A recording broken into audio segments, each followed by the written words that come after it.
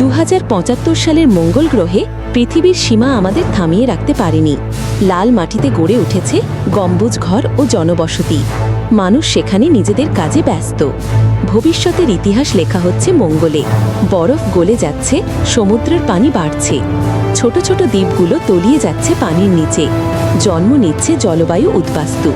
ভবিষ্যতে যুদ্ধ হবে জমি ও পানির জন্য, অস্ত্র নয়।